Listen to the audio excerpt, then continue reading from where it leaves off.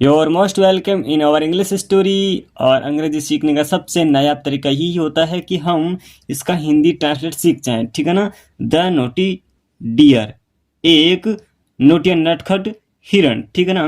There was a flock of deer grazing the rich grass in a forest Medo.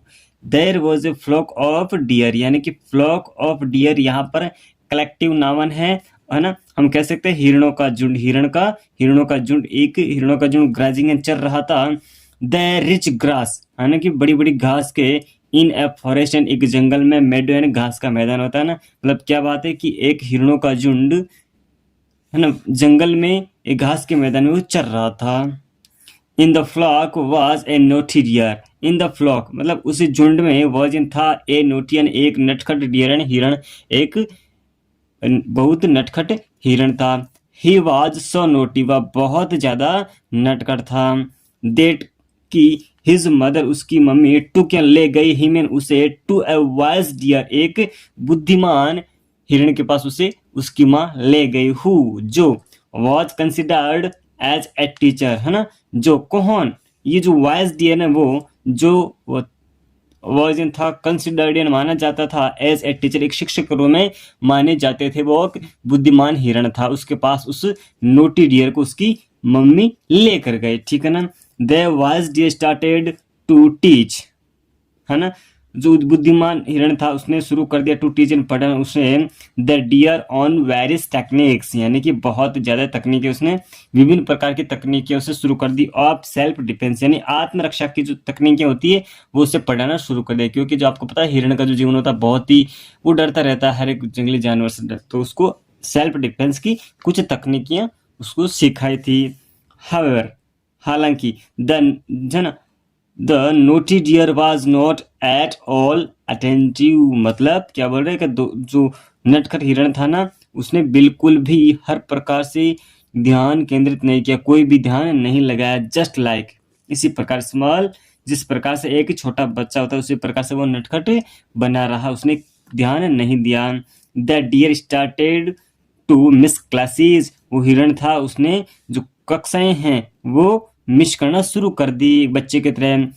In spite के बावजूद of the efforts taken by the wise deer and his mother, मतलब हाँ, in spite of the efforts, है ना, मतलब बहुत ज्यादा पर ध्यान रखने के बावजूद उसकी मम्मी और जो वाइज डियर था उसके ध्यान रखने के बावजूद भी उसने सारी क्लासें मिस कर दी। द नोटी डियर वॉज इनक्रॉजिबल, मतलब उसमें कोई भी सुधार नहीं आया, वो उसमें कोई भी संशोधन नहीं हुआ, कोई भी सुधार नहीं हुआ, ठीक है ना। अब देखिए बात होती है, वन डे, एक दिन, the deer was tottering in the forest and got caught in the trap set by some faster.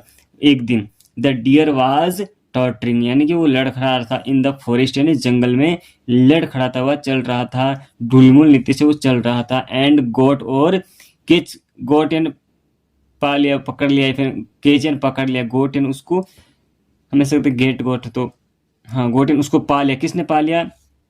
संपोस्ट ने, कुछ जो शिकारी थे उनके द्वारा उसे पकड़ लिया गया, ट्रैप एंड जाल में बंद कर लिया गया। ही साउटेड, वह चिल्लाया, फॉर हेल्प यानी मदद के लिए वह चिल्लाया।